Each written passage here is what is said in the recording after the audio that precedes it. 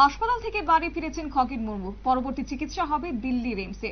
তৃণমূলের হাতে আক্রান্ত খগেন মুর্মুর চিকিৎসা হবে দিল্লির এইমসে। পরিবার সূত্রে এই খবর। উন্নত চিকিৎসার জন্য তাকে দিল্লিতে নিয়ে যাওয়া হয়েছে। বিজেপি সাংসদকে সূত্রের খবর, অপারেশনও হতে পারে খগেন মুর্মুর। কি জানিয়েছেন তার সহধর্মিণী, শুনুন।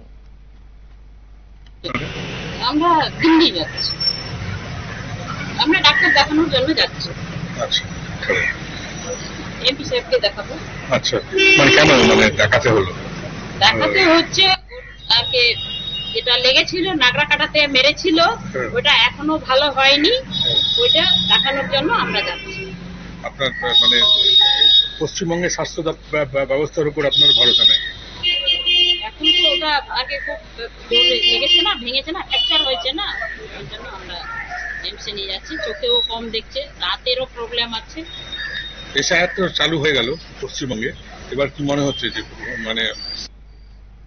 অর্থাৎ বেসরকারি নার্সিং হোমে দীর্ঘ চিকিৎসার পর এখন খানিকটা সুস্থ রয়েছে বিজেপির সাংসদ, কিন্তু সেই কারণে নার্সিং হোম থেকে তাকে ছুটি মিলেছে এবং আপাতত কয়েকদিন তিনি চিকিৎসকদের পরামর্শে থাকছেন এবং তারপরে তাকে উন্নত চিকিৎসার জন্য নিয়ে যাওয়া হচ্ছে দিল্লির উদ্দেশ্যে।